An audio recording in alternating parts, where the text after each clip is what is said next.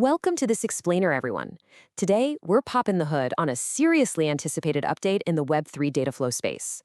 We are looking exclusively at the upcoming v0.4 language spec for the Merge E domain-specific language.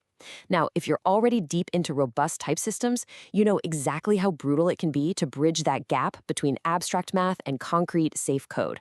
Well, Merge E is tackling this head on with some incredibly ambitious compile time dimensional analysis and tensor mechanics.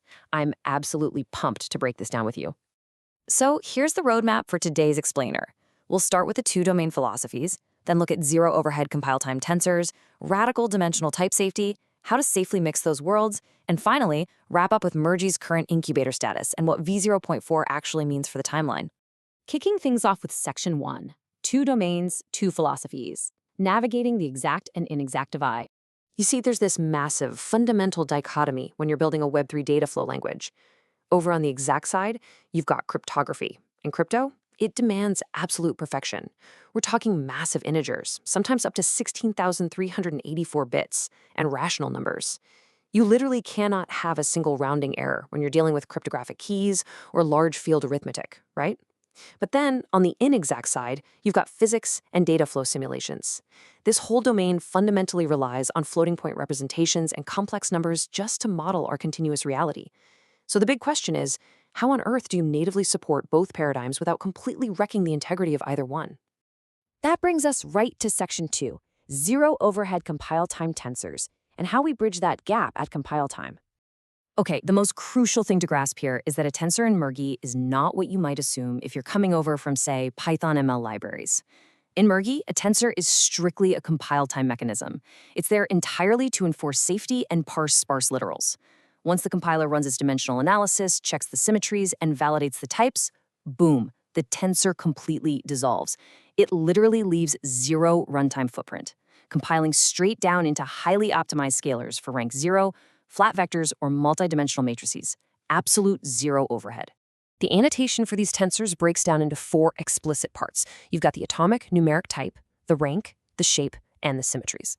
And this setup is brilliant because it perfectly isolates those 2 domains we just talked about. So you can have standalone, exact type tensors built on things like int8 or rational for your precise crypto matrices. Meanwhile, embedded inexact type tensors built on float16 or complex32 stay completely locked down inside physical quantities for your physics math. They stay entirely in their own lanes. Let's move to Section 3, radical dimensional type safety, where we actually extend these type systems directly into the physical world. There's this great quote straight from the developer notes: Merge E should be radically safe by default and explicit, where being implicit comes with risks. I love this because it perfectly captures the uncompromising ethos behind the v.4 updates. Look, if physics calculations are inherently inexact, the rules governing how those numbers interact have to be absolutely rigid. Merge E is just totally abandoning implicit trust and replacing it with explicit, mathematically sound boundaries. To make this happen, Merge takes the pretty radical step of just deprecating free or naked floats entirely for immutables and mutables. You literally cannot just declare a raw float 16 anymore. Instead, v.4 gives us qfloat and qcomplex. These are basically syntactic sugar for your full quantity parameterizations. It's a really smart workaround because explicitly typing out the full quantity annotation every single time would be an absolute nightmare, right? So these parameterized aliases guarantee that strict dimensional type safety without drowning you in boilerplate code. By locking these inexact numbers into rigid physical quantities, the compiler physically stops you from writing mathematically absurd code. You cannot accidentally assign a length to an acceleration or a dimensionless number like pi to a speed. Plus, SI and Plonk spaces are mutually exclusive here. There are no hidden automatic conversions happening under the hood. If you try to multiply a Plonk quantity by an SI quantity, the compiler just stops you cold. Oh, and to keep the notation clean while working with these strict units, Merge brings in this literal scaling operator, represented by the Thorn character. It makes the notation super clean. Which leads into Section 4, mixing worlds safely and how to handle operator demotion gracefully. Because eventually, these isolated worlds do have to interact. We have to ask ourselves, what actually happens when massive, exact cryptotypes are forced to demote and mix with inexact floating point physics quantities? Think about it.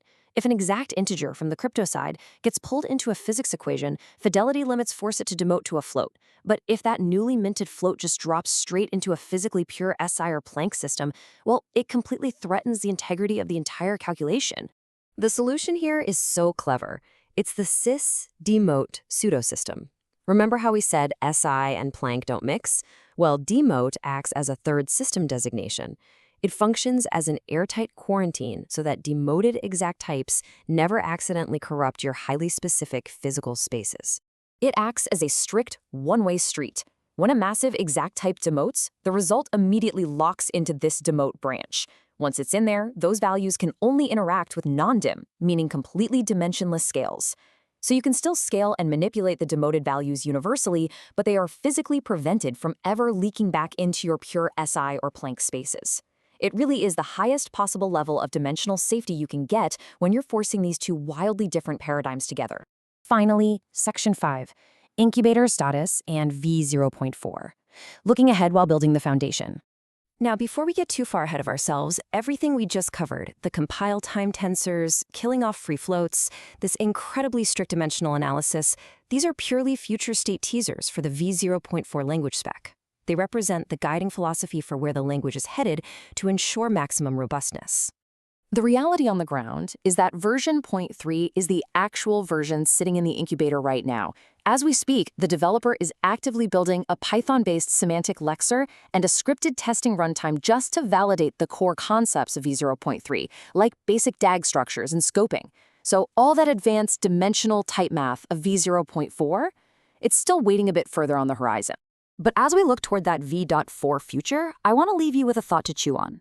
When a language can completely eradicate physical math bugs like unit mismatches at compile time without adding a single byte of runtime overhead, how is that going to change your day-to-day workflow?